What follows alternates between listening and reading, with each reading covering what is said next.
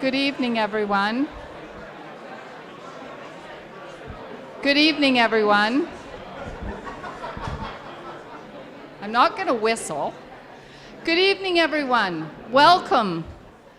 Welcome to Inform, and I can tell by everyone's response, a very exciting speaker series that we're hoping to launch here tonight, where we are launching here tonight.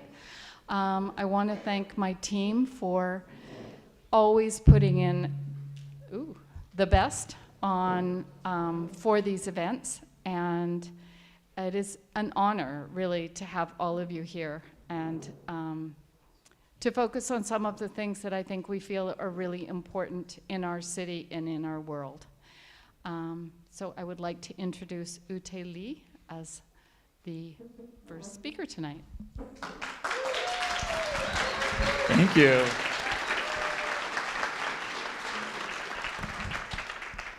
I want to walk around, but I also want to look at my notes. Okay, this is the middle ground. Hi, everyone. Oh my gosh, this is such a packed house. Does everyone find a comfortable seat, by the way? There's lots in this store, I think. Yeah, okay. Oh yeah, whoever snagged the couch spots first, you are very wise. Okay, well, my name's Ute. I have the pleasure and the honor of being your MC and your host for tonight. And to kick us off, I've been asked to, present some opening remarks. So here we go.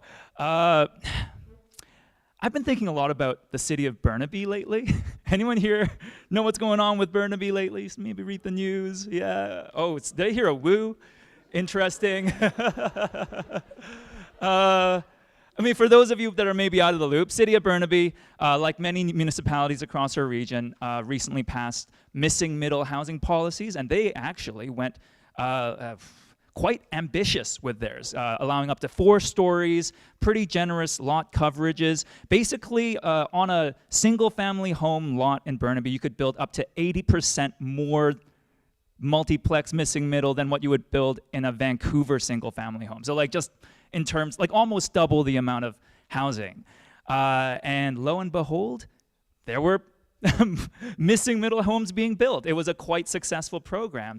And of course, inevitably, there was the whole song and dance about shadows and parking and, yada, yada, yada. And so a couple weeks ago, the City of Burnaby Council voted to just really scale back some of those missing middle policies. Now, this, to some extent, might come as no surprise to a lot of people, certainly to myself a little bit, but to me it was a bit surprising that it was happening in Burnaby. Anyone here familiar with Burnaby? Brentwood Town Center Burnaby, Metro Town Burnaby is this is a city that's comfortable with 70-story tall buildings, and here we are freaking out about 4-story multiplexes. Oh, the terror. But then it reminded me, this is the unique challenge of missing middle housing. It's not just building housing supply, right? This is, in my view, this is really rewriting a bit of what the Canadian dream is for homes. I think missing middle housing on one hand, for people like myself, for younger folks, it kind of does represent what I think is the next Canadian dream. This is a form of housing that actually feels attainable. One day, maybe my hope one day is this YouTube money is good enough that I can maybe afford a townhouse and 1 chair from Inform. They're really nice chairs. They cost that much, right? And not just that. It's not just a home. It's the neighborhood, right? It's in a walkable community with amenities nearby, schools, coffee shops, stores, right? That is kind of what someone, I feel like myself, kind of feels so impacted by the idea of the missing middle. I think that's why it's caught so much attention. At the same time, to action the missing middle, to implement it, it requires us to redevelop neighborhoods that represents the Canadian dream for a whole previous generation. And that, I think, is the challenge here. It's not just that we're building new housing supply, we are introducing a new narrative of housing for a new generation, and that negotiation is, I think, why the City of Burnaby is okay putting up 70 stories on a former shopping mall and really anxious about adding 4 stories next to a single family home. Okay, sorry, this is not a dramatic pause. I need to figure out where I am in my notes. Oh yeah, so, you know, the more I learn about missing middle housing, I just feel like, you know, to build this sort of housing, we can't rely on the same business model, the same business as usual approach to building housing supply. You know, the title of today's event, it's Plot the Lot, Incremental, Communal, Citizen Developers. Now, who here is familiar with the term citizen developers? Show of hands? Okay, kind of, all right. Okay, well, maybe it's a bit of an educational moment. I mean, I will admit, it's a bit of a nebulous term, kind of difficult to describe, but for me, a citizen developer is someone who doesn't just have skin in the game when it comes to a development's finances, but a bit more skin in the game when it comes to the community that they're building in. You know, maybe it's a homeowner, an empty nester who's building a laneway home so that their kids can move into the main house. You know, maybe it's a group of friends that come together and, you know, build a multiplex. I like to call it homes for the homies. I don't know why that term hasn't caught on as much, but I really like it. Homes for the homies. Let's make it happen. I don't know. And I think, you know, admittedly, there's all sorts of questions of like, will that scale? Will it actually work? That's fair. But I do feel like what the promise I see in this kind of concept of citizen-led developments is that maybe, just maybe, that is a way that we can negotiate this change, this shift between one sort of ideal model of housing that was such a powerful narrative for so many people for decades and decades into a newer one. So that is where I want to end my little talk. We have a really all-star panel today, and when I saw the names of who we would have presenting, I was very starstruck. These people are builders and designers that are truly creating the missing middle actually on the ground, and I think we'll have a lot. We'll learn a lot from them. And if you have questions, if you have questions, there will be some time after everyone presents to ask some questions. That said, we are on a very tight schedule today. I'm told we have to be out by 7 p.m., so and I will be yanked off if that is the case, so we will make sure it ends by then. Okay, the first person I have the pleasure of introducing is Jake Fry.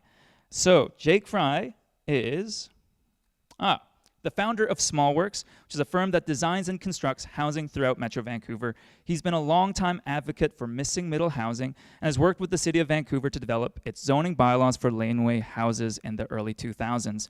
Since then, SmallWorks has gone on to develop over 400 laneway homes across the Lower Mainland.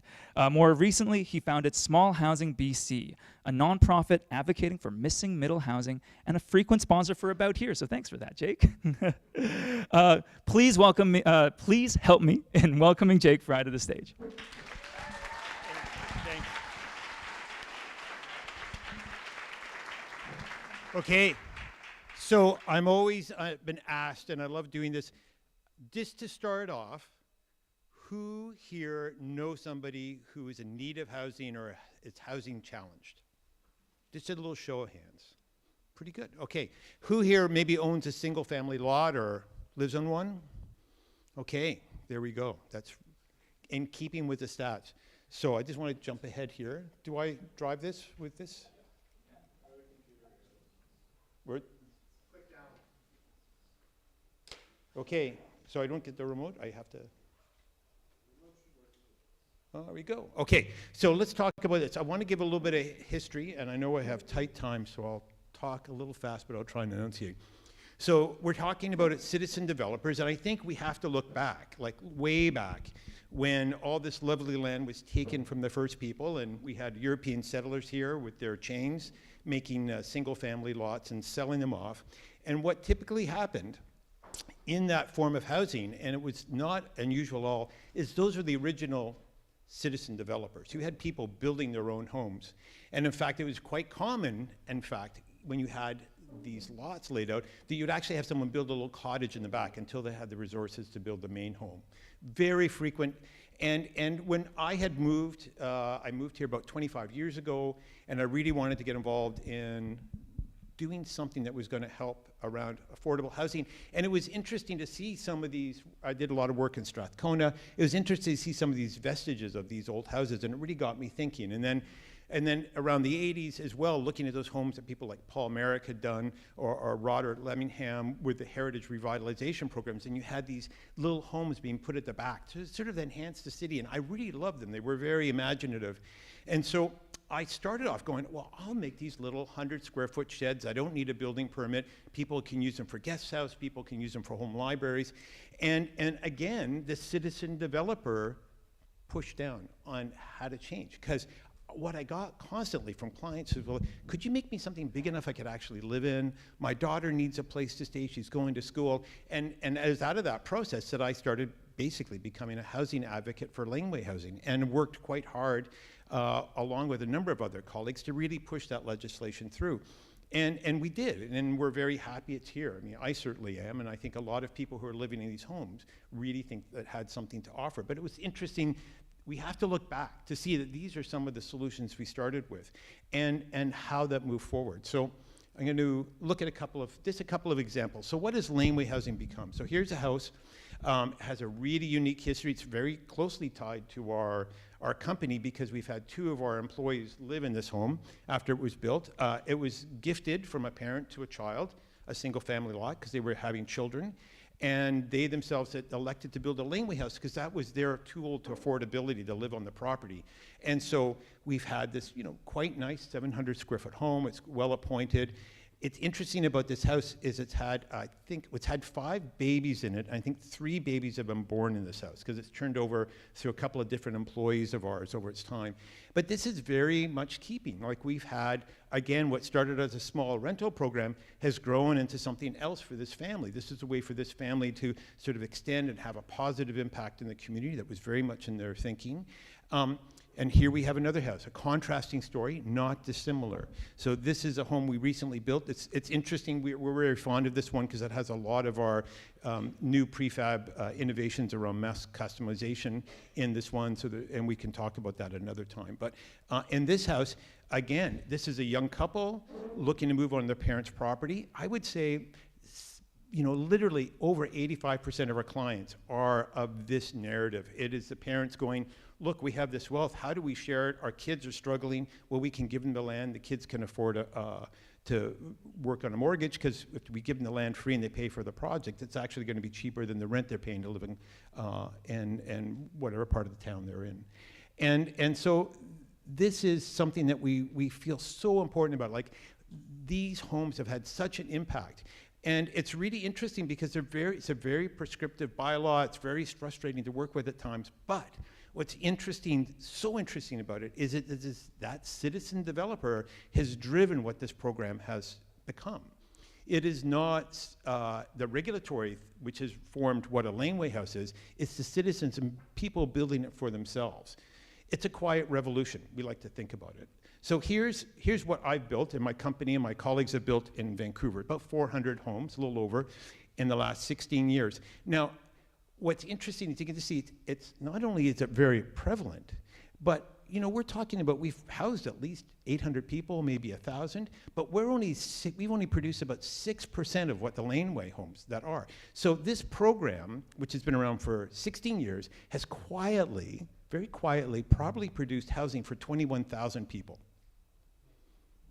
And they've done it with lines of credits, a little bit of savings, mortgages that are cheaper than interest, a little bit of family inheritance, very homespun. And this program has really had a tremendous impact. And what's really interesting, we'll talk about a bit more, but when you look at the single family lot, not only in Vancouver, but across the province, you're sitting at a roughly 68 to 72%, depending where you are, of single family lots are owned by people with small mortgages who are about to leave the workforce. And they're overhoused, and there's a housing problem, and they themselves have nowhere to go.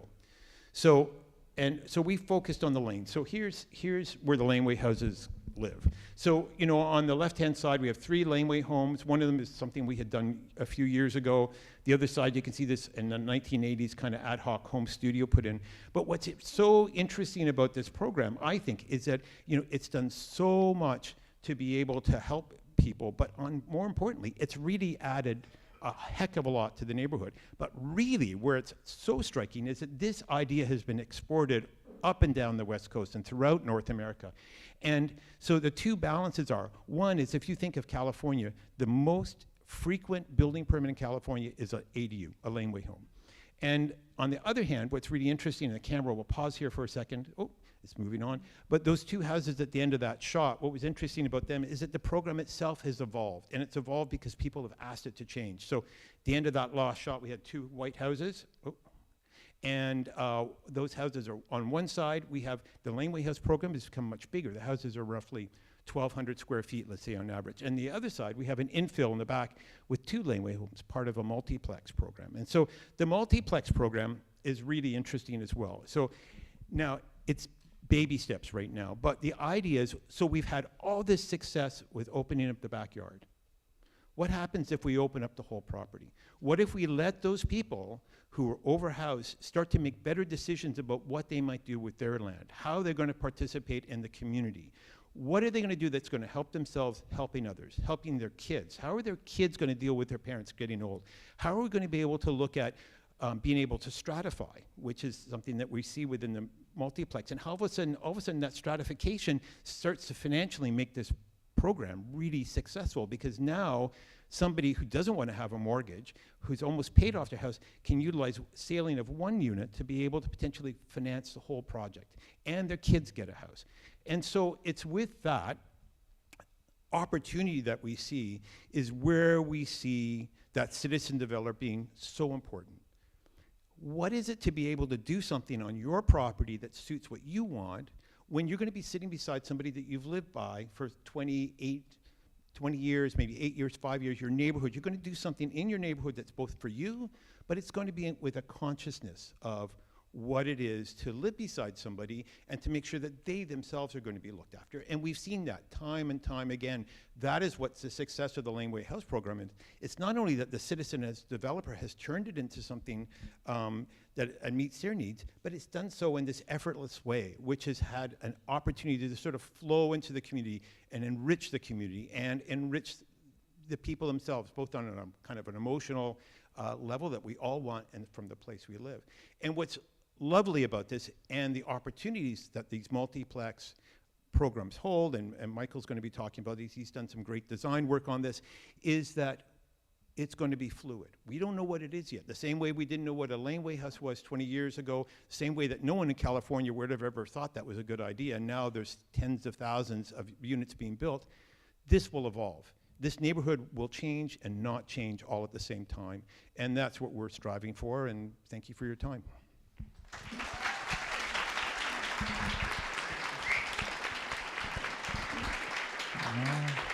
Thanks so much, Jake. It's so great to hear about laneway houses from like the OG like yourself, and it's great to see someone like yourself continuing to shape the conversation around the missing middle. Next, I have the pleasure of introducing Marianne Amodio. Now, if you've gotten to know or seen one of Marianne's buildings throughout the city, you will remember it, right? It's a very striking. You designed some of the most like memorable buildings in Vancouver and throughout the Lower Mainland, so it's such an honor to have you here. Let me tell you some facts about yourself.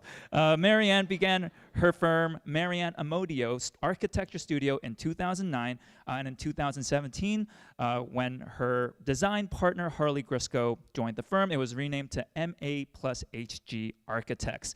Now, that practice has been awarded a number of awards, and I'm going to try to read out some of them. The Arthur Erickson Award for Emerging Architect, the AIBC Award for Emerging Firm, Western Living Magazine's Architects of the Year, and Vancouver Magazine's Power 50. Yes, I do this for a living.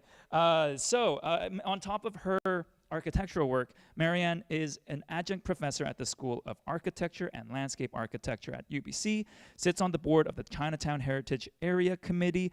She was formerly a chair of the City of Vancouver's Creative Advisory Panel, a member of the City of Vancouver's Mayor's Advisory Committee for Housing. The list goes on and on and on. She's a very busy woman. It's wonderful that you made some time to join us here today. Everyone, let's please welcome Marianne Amodio to the stage.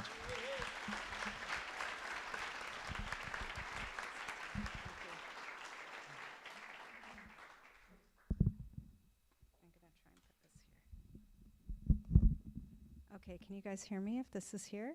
Okay, yes? Okay, good. All right, thank you for the introduction, Ute, and I thank Smallworks and Inform for having me here today in such fine company, and especially to Jake, whose tenacity is a gift. So as Ute mentioned, since 2009, our practice has focused on housing alternatives that creatively address issues of economic, environmental, and social sustainability. Much of that work has been in the missing middle and on the unceded territory of the Musqueam, Squamish, and Tsleil-Waututh peoples. Do I just do yes? Okay. So this work is an act of service for the common good, often working at solutions to the housing affordability crisis, as well as what we are seeing as a crisis of community or a cult of individualism that has resulted in cultural fragmentation. The solution begins with the acknowledgement that secure, beautiful housing is not a privilege. I love it when people say that. I'm so privileged to have a home. Architecture, capital A architecture, is fundamentally for everyone. That coincides with our trained ability as architects to quantifiably solve design problems in innovative or unexpected ways that question societal norms. Simply put, to have new ideas. This is risky. Andrew Booth from the Vancouver Art Blog says, "Art is a right, not a luxury. Culture and beauty are not frivolous, but essential components of a thriving society. Any neglect deprives society of the chance to encounter ideas that challenge, provoke, and expand understanding." Housing must be more than shelter or people storage. Now more than ever, the quantitative aspects of architecture are more important. They're an important imperative. There are many people without a context to feel significant, with the feeling of alienation from structures of family and community. We felt that densification in a good way, one that creates community through sharing, that relies on personal interaction and values joy, beauty, and belonging, could help to solve these problems. So we appropriated this term. It's actually a psychological term, social density. It means the density in an area in terms of the number of people and the number of interpersonal reactions that are likely to happen in a setting. The essential problem in architecture, of course, is how to take the idea to form. So we began to establish principles that would allow us to execute the ideas of social density. Of course, this begins with densification, both as a strategy of cost effectiveness and community building that should be based on design intention and quality rather than some strict zoning constraints. Designing for a greater communal experience, weaving opportunities for sociability at all scales, and understanding that even the smallest moment of interaction can have an impact on our sense of collectiveness. Finally, understanding that the fabric that we already have can be useful and important. So of course, the second essential problem of architecture is knowing whether your ideas actually work. The grand experiments, so we like to call them. So I'll follow with a few quick examples. Tomo House. This converted one single family dwelling to 12 units of passive house construction, completed under the now defunct Affordable Housing Choices policy of the City of Vancouver. It was ahead of its time. It required a rezoning from RT2 to multifamily housing. It took 7 years. This is a co-housing light typology where the co-housing group came together to hire a developer, Tomo Spaces, to manage the execution of this work on their behalf. It's a pure missing middle project. It falls somewhere between a single-family dwelling and a typical apartment building. The roof line is scaled from 2 stories to 3.5 stories to mitigate the streetscape. There's a single-family dwelling on the south and a 5-story apartment building on the north. The singular roof form encompasses the courtyard partie, reflecting the traditional gable architecture of the surrounding single-family neighborhood. And it's an outward expression of the co-housing family, or the co-housing community. They're called Our Urban Village. 12 families under one roof, they say. The design is also a bit of a play on like a enlarged Vancouver special. You see it now. The architectural design strives to make connections outwardly to the surrounding neighborhood. An example of this is the communal dining and lounge space, the Common House. It's placed at the corner, right on Main Street in Ontario Place. And this allows the space to welcome all community residents and acts as a transitional piece between the private courtyard and the public street. At the interior courtyard, the project really comes alive. We start to see what we call the sharing partie.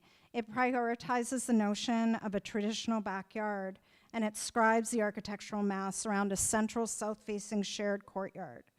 The courtyard typology is a sun-filled social space for all residents, and the through units allow access and planning from both ends of the unit.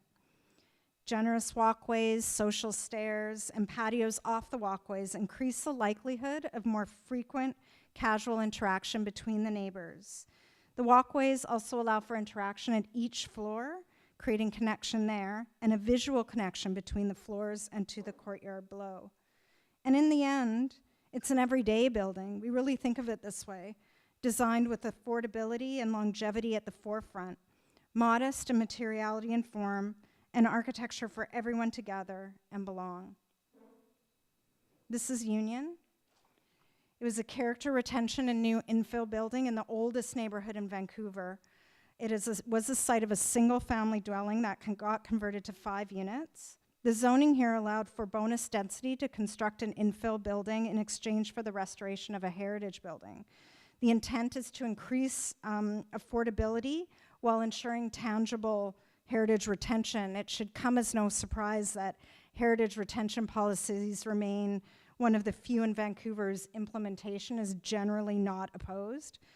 It also helped that the community here values socioeconomic diversity, welcomes density, and embraces a little bit of weirdness. The primary need was to create homes for the owner and her mother to co-live and age in place, supported by the community catalyzed through the densification of the site. The heritage home was converted into 2 units, one fully accessible directly from grade, and a 3-unit infill building was added to the rear. Architectonically, the desire was to activate interaction between and amongst the 2 buildings. The partie of the infill was conceived as a series of individual houses crashing together to form a shared community. The skew of the gables was purposeful, both as a gesture towards view and away from neighbors, creating this tension between being seen and seeing and being seen. Finally, it was important to the owner to create an expressive and sculptural piece of new architecture in the development, alongside a modern and highly detailed restoration. Both endeavors were seen as art. The materiality of the project employs modest, robust, and no-nonsense finishes for longevity and contextual fit, while the nature of both the modern and historical construction detailing required the deft and caring hand of the general contractor, Terrace Co. Union represents the use of architecture as a device for catalyzing community, as a means of artful expression, and as a modality of living that is multi-generational, interactive, and sociable. And these principles were really tested during COVID. This is a COVID project, where physical distancing was still required. The planning of the building allowed the owner, her mother, and the residents and invited guests to interact safely and still share space while staying at a distance. And the social density experiment continues today with an almost constant congregation here, artist exhibits, political gatherings, and dining events that span indoors and out. The last project I'll talk about is a Broadhurst and Whitaker block. It's another heritage restoration, but this time it's in an urban context. Broadhurst and Whitaker were two real estate developers that developed their own property back in 1910. This is one of the oldest buildings in Vancouver. It contained 4 residential units above and 4 commercial units below. And it had been abandoned since 2010. And we converted it into 18 units of housing and retained the 4 units of commercial. The focus of the work was the retention and restoration of the historical building and the addition of an infill to the lane. This is on Commercial Street, which is a very eclectic community. Through heritage policies, we were afforded a number of relaxations in the existing district schedule in exchange for the full retention and restoration of the heritage building. The original clapboard siding was restored, the facade was fully rehabilitated, and the 4 original commercial units were retained, and the original historical apartments were restored. A modern addition, you can kind of see it peeking out there, distinct from the heritage building, allowed for 4 secure market rental units. And at the lane, a 10-unit infill building divided into 5 separate modules that shift along its length. Again, these are through units rendered in robust and timeless brick-sized concrete block. The materiality is the same as the surrounding industrial buildings.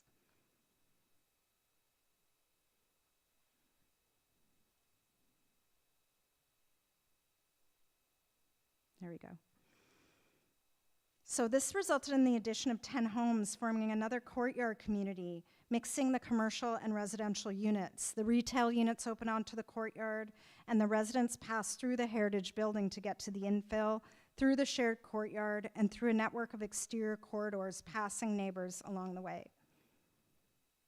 The project blends heritage restoration and contemporary design, enriching this community. The developer is at the ground floor, kind of a nice return to the way things used to be, I suppose. And our hope is that our projects help to solve a problem artfully, encourage community, and elicit curiosity. Thank you.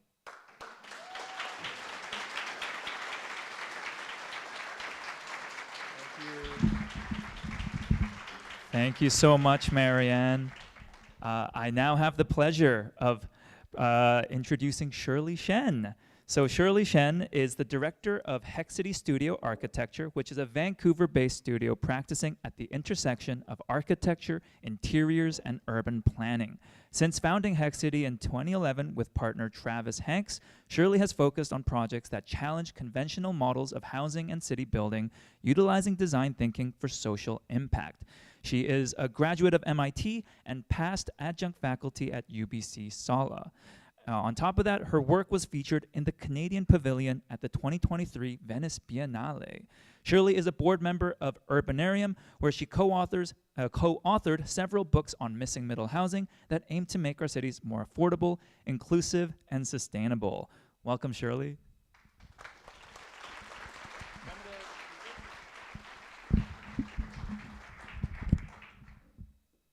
Thank you. Can you guys hear me? All right. It's very hard to follow on Marianne's heels here. For those of you that don't know Hexity Studio, our name comes from hexaity, which denotes the discrete and defining characteristics of a thing, which is just another way of saying we care about context. When we're starting a project, we're always looking at what are the forces that make this project specific to this site. I'm going to start by showing you a project that we did and started actually in 2014. It was a missing middle project, although when we started it, that term hadn't really become widely known. This project was in Mole Hill in the West End.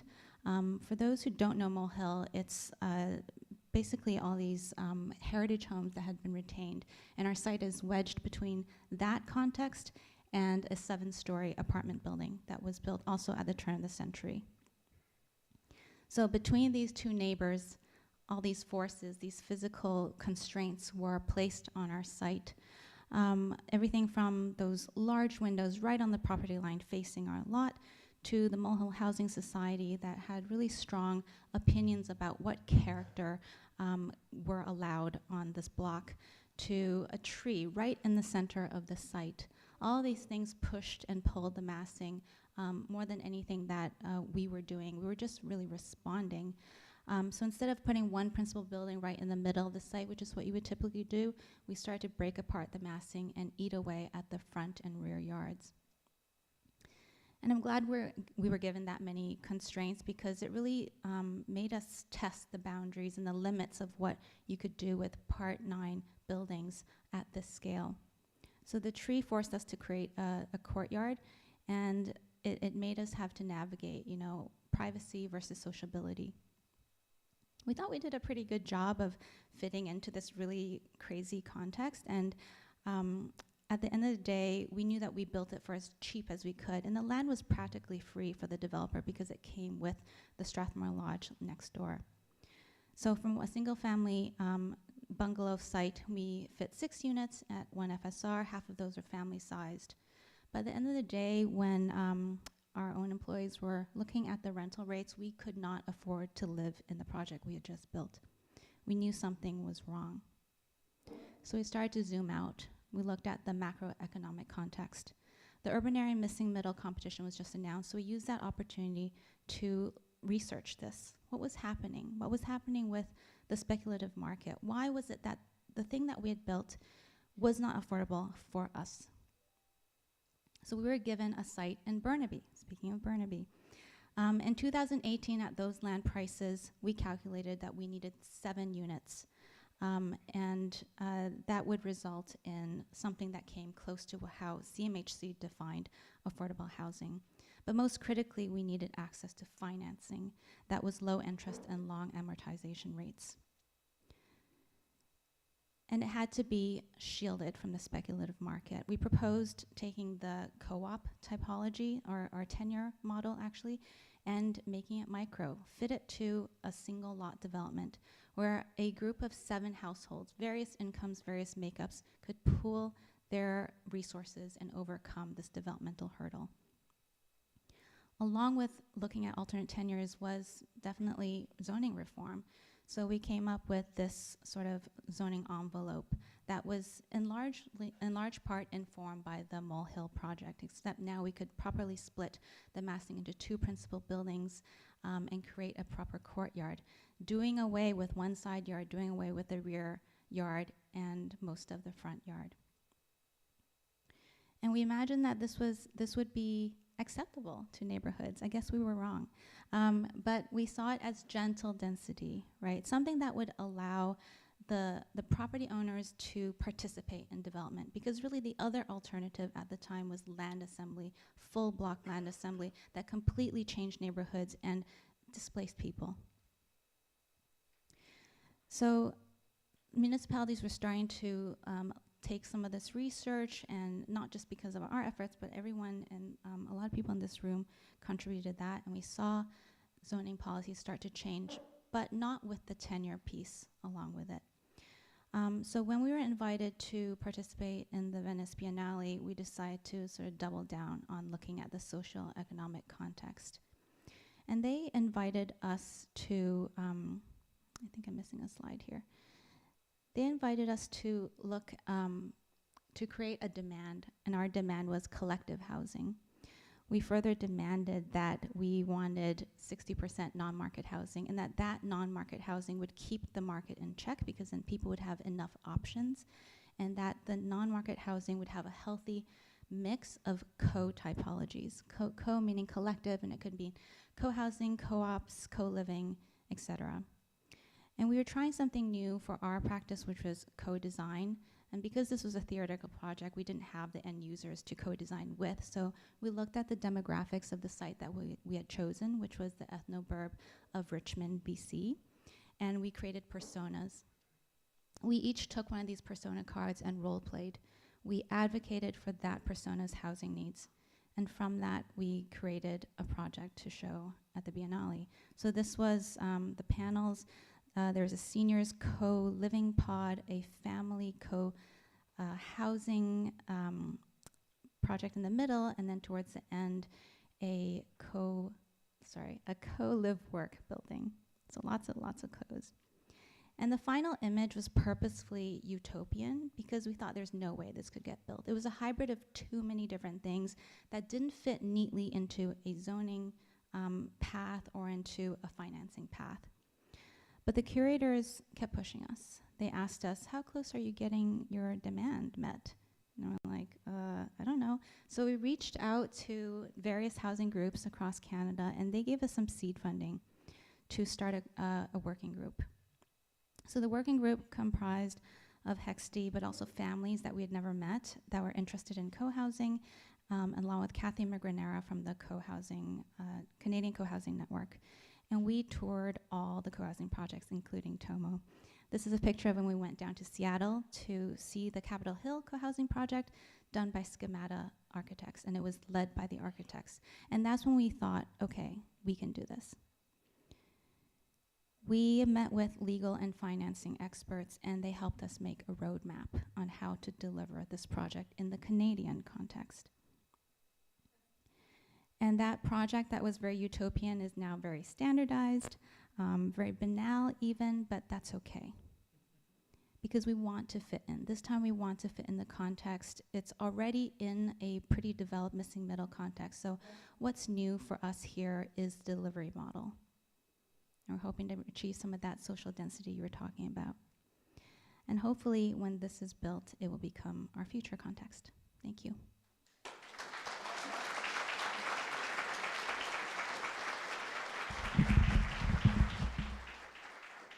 Maybe I'll just leave that in there. Thanks so much, Shirley. And last but not least, we have Michael Leckie, who is the studio founder and principal at Leckie Studio. Pronounced Leckie or Lucky? Leckie. All right. Architecture and design. He describes himself as an architect and entrepreneur working to evolve the traditional boundaries of architectural practice as a catalyst for cultural change. His studio's work has been recognized both nationally and internationally. For example, in 2022, Leckie Studio was honored with inclusion on Architectural Records' Design Vanguard list, which recognizes 10 leading young firms across the globe who represent the promise of the next generation of architects. Also, notably, Michael is the co-founder of the Backcountry Hut Company and Adapt with 2 Ds, which provides component-based architectural systems that are prefabricated, scalable, and customizable. Welcome, Michael.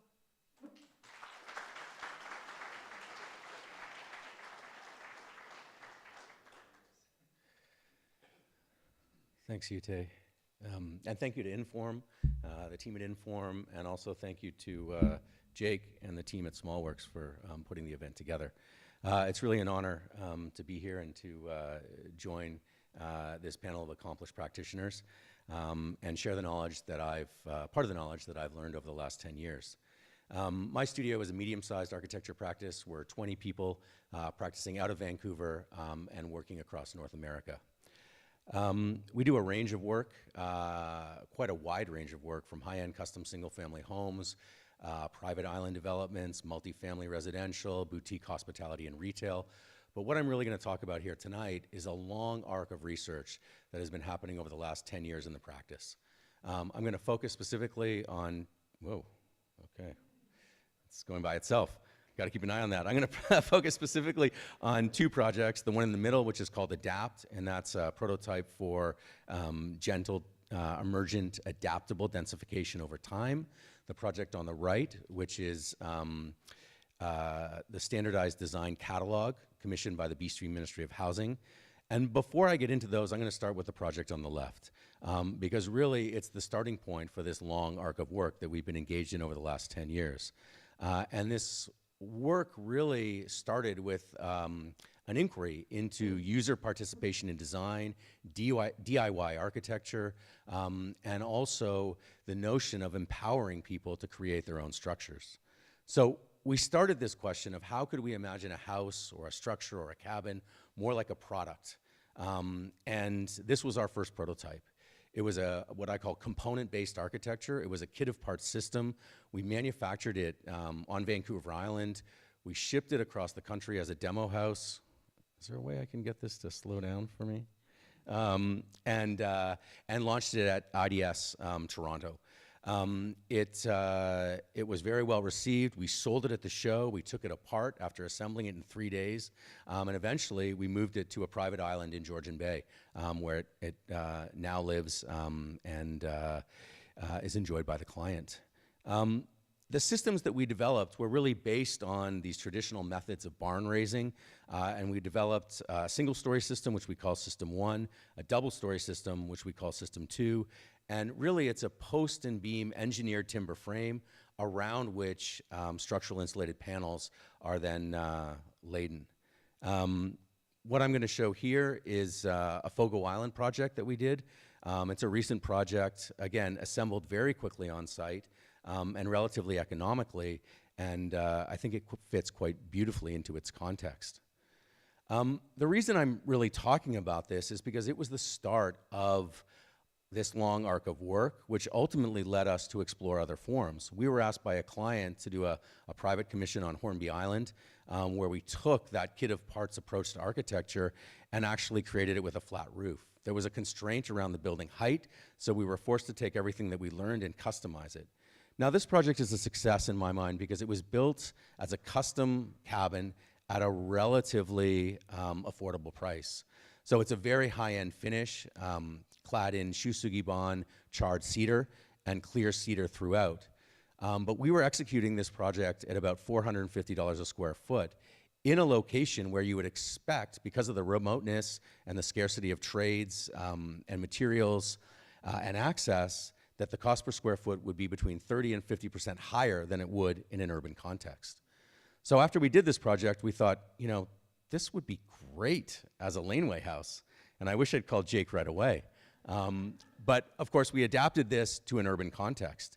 And so in a way, we started thinking about it as a laneway house. We actually really started to think about it as a potentially better version of a Vancouver Special 2.0. And you know, those who know our work will know that a lot of what we do is clad in black cladding. The clients for the prototype wanted color, so we're offering it in green. And all kidding aside, we're using an engineered wood product for the envelope, so it requires a painted finish. But if I back up a little bit, you know, it wasn't really enough for us just to do a better Vancouver Special. This is a slide that came from the City of Vancouver talking about adding missing middle housing and the opportunity, and we identified that 50% of the city's land area was what we would call low-density neighborhoods. In other words, lots that we would say are kind of underdeveloped. These lots were ripe for development, single-family homes, and we started to think, well, what if we took this idea of the Vancouver Special, but we adapted it to allow for densification over time? And this is a critical thing. This is what I talk about when I say adaptable densification. And I'll just back up a minute. And what we're talking about here is a structure in green at the top right that is a 2,400 square foot house, the standard size that fits, you know, incrementally nicely at scale in a standard lot, but then is subdividable into 800 square foot increments over time. So that 800 square foot laneway house that you see in purple actually then fits inside this kind of shell or container. And we were very inspired by, you know, ideas like the Eames house, that was built, again, as a kind of kit of parts, albeit in steel, outside of LA. And we sort of thought, you know, the code name for our project at the time, the working title was Bento, that this was kind of a bento box. It was like a lunchbox in which you could organize different compartments. So we took this model and we really developed it, and we thought, you know, isn't this amazing? You can have an 800 square foot laneway house, a 2,400 square foot main house that then can be subdivided into subsequent row houses. And it's all achieved through a very standardized way of approaching design, floor plans, structure, infrastructure. Sorry, it's dry up here. And what you see on the right is really what we call the 3-module, 2,400 square foot layout. In the middle, it's been subdivided into a duplex. 1,600 square feet on the left, 800 square feet on the right. And at the far left is actually the 3-module, 3-unit dwelling unit. And really with this, what we're trying to do is create attainable architecture that has an architectural character and a quality. But we also believe that the single greatest things that architects can do towards sustainability, towards creating a better future is to build for permanence. And so we're trying to create structures that are adaptable over time. And right now I'm showing it at a 2-story typology, but when you imagine 3 stories, that 800 square foot laneway house prototype becomes 3 stories, 1,200 square feet with an additional 1 or 2 bedrooms. It's a 3-bedroom, 4-bedroom, 3-bedroom plus flex space, which is kind of the holy grail for ground-oriented family units in the city.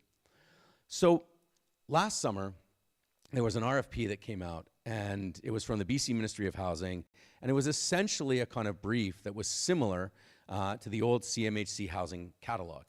They wanted 10 standardized designs that could be deployed across British Columbia, and it had to be done in 2 months.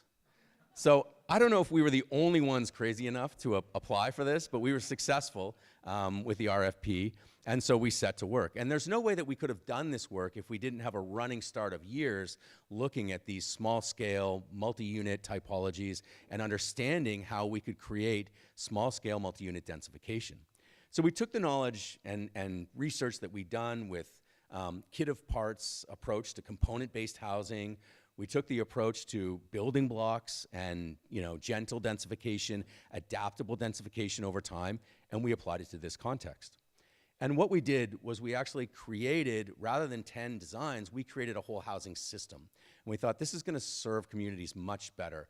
Rather than 10 designs that you would see driving down the street, if we create this system with a consistent DNA that allows mass customization and the accommodation of a wide range of use cases, then what we could actually do is have real impact. And it could be contextual. So we start with floor plans. At the bottom, we have a sort of main living space or a garage floor plan. That's the base. Then we have bedroom floors that we add on top. So these can be 2 bedrooms, 1 bedroom and den, or a primary suite. And then we have roof forms. So you take a pitched roof that goes one way, a pitched roof that goes the other way, a monoslope shed roof, or a flat roof. And really what you start to do is you start to combine and customize these dwelling units into an increment, a housing increment. And so now I'm going to show you some pages from the actual catalog. And really what you can do is take that housing increment and start to combine it on lots. You can situate it in relation to existing structures. You can situate it, on new sites, wide sites, deep sites, small sites, and you start to get this whole system of housing. You can now personalize the system, obviously with the roof shape, as I talked about before. We have shading devices that deal with orientation. And then we also have ideas about cladding that deal with contextualization, regionalism, vernacular. And really what you get at the end of this, and we really just picked 10 of these configurations and advanced them with the housing catalog. So here you see a series of ADUs that can be infilled, on lots that have existing single-family homes. You can have a series of duplexes. On wider sites, they're staggered. On narrow sites, they go front-back. Triplex model. Quadplex model, which starts to get really interesting when you start to stagger these, offset these, wide sites, deep sites, rectangular sites, big square sites. This is one of my favorites. It's kind of a row house idea. And so you can imagine how we can start to impact, neighborhoods, communities at an urban scale with these kinds of typologies. And so these are pages, again, straight from the catalog. And we're very proud of this work. It was issued almost a year ago, and it really represents this notion of open source architecture. And I think in order to address the housing crisis that we're seeing in the province and in the nation, we really need a wide range of tools in our toolkit. So on the one hand, we have to operate from the top down. We need policy. We need developers to create, larger housing typologies. But on the other hand, I'm really interested in this emergent idea of densification, the idea of the citizen developer, which we're talking about today, through an open source access to these designs, which can all be downloaded for free from the government website. We're trying to empower people, individuals, communities, citizens, to partner with people like SmallWorks, to come and approach house designers, architects, DIY, roll up their sleeves, and have the tools to create emergent, adaptive densification over time in communities that are now zoned for this. And this is critical because so much of the history of zoning is actually against the notion of diversity and inclusion, keeping people out of neighborhoods. So now we have the amazing conditions, the people, the tools, and the designs to really support gentle densification, inclusive, diverse neighborhoods, and I really look forward to seeing what people are going to do with these designs. Thank you.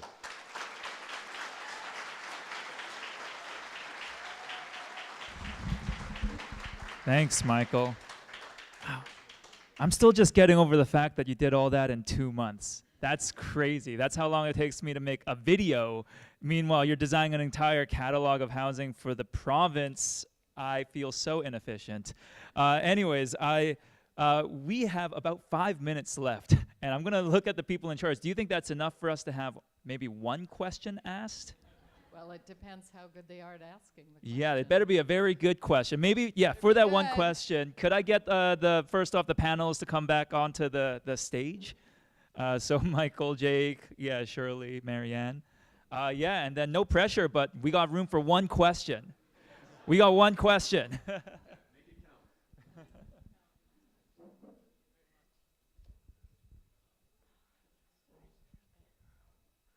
Hello, everybody.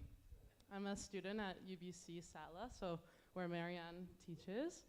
You guys are awesome. Like, just hearing all of you, I just want to compliment you and say it's really inspiring from a student perspective. My one question of the night, I guess, is it kind of ties into what Jake was saying about like activating the lane, but also like what Marianne has done with creating these collective spaces with Tomo spaces. And also what you're saying with different, I guess, like having these prefab systems, but also like having a triplex where like there is a house in the front and it's street facing. Like, I just want to hear your thoughts on like the aspects of community, whereas like some of the time a unit is going to be street facing, but also like in the Tomo Spaces development, there's going to be community in other parts on the lot. So like, how can you create these casual interactions? Because when I think of like a triplex with this format of like 1, 2, 3, like horizontally with only one of them facing the street, it's hard to find the value in the other two when this one has like that street value. So I'm like, what are your thoughts and like how do we balance this value between all of the units? Anyone like to take a? Yes. And then someone can say something better. I would just say, you know, I think the most dynamic part of that question is you're not going to get that out of one lot, right? We didn't play ball hockey because we had one house with kids in the block, right? Like we had a dynamic, full, robust neighborhood filled with kids. We had and we had grandmothers who were smacking us in the head when we did something wrong. Like, you know, that's the community. It's more like getting people into these neighborhoods and getting people who can thrive in these neighborhoods because they can afford to be there because the housing's cheap enough. That creates community. I think, you know, it's a great question about what happens within that thing, but I think you have to look at the broader context, what happens in the neighborhood. Remember that time we did that laneway house way back when? Those neighbors didn't have any fences between, like there were like 4 neighbors in a row that didn't have fences, so their kids would run across their backyard as shared. And it's rare to see that because I think so much about the work that everyone is doing here is not only about creating new forms of architecture that might be affordable or beautiful, but also about changing ideas around what we see as being our collective experience as a culture. I talked a little bit about that idea of the cult of individualism and this idea that we all need to be on one lot with a fence around it. To me, a lot of our work tries to address those preconceived notions or the things that we believe to be true that are actually a return to the way things used to be. The only thing that I would add to this is that I think community comes not from, you know, whether you have a unit that faces the street or a unit that is, you know, in the middle of the lot or on the laneway. Community comes from feeling a sense of belonging to a place and, you know, a sense of investment in that, you know, whether you're an owner or a renter. And, you know, I think ground-oriented housing is actually really critical in that. Having direct access, kids running around, but really placemaking and diversity. And when you start to create gentle densification, you start to put diverse people together, you welcome diversity in a neighborhood, you have a smaller increment of ownership that's available. And the dream, as I see it, is really bringing people that would have been priced out of these low density neighborhoods into these neighborhoods that are walkable, that have schools, that have parks, and getting families back into those neighborhoods. And that's really the goal of so much of the work that many of us are doing. Well, thank you so much. And yeah, of course. That takes us right to 7:01, I believe. So we're going to respect your time. Thank you so much again to our panelists. And if you may, just a few more thank yous here. First off, can we thank Inform for the use of their space? This is a beautiful spot. Second, this is a real special thank you. I want to specifically shout out to Cyan and Olivia. Where are you guys? You want to stand up? Oh, they're over there. They're hiding. But they really did the heavy lifting behind putting this event together, all of the organizing, all the emails, all the work that people don't want to do. I just get to bask in the glory of your work. So thank you so much for all of that. And then, one more round of applause for them.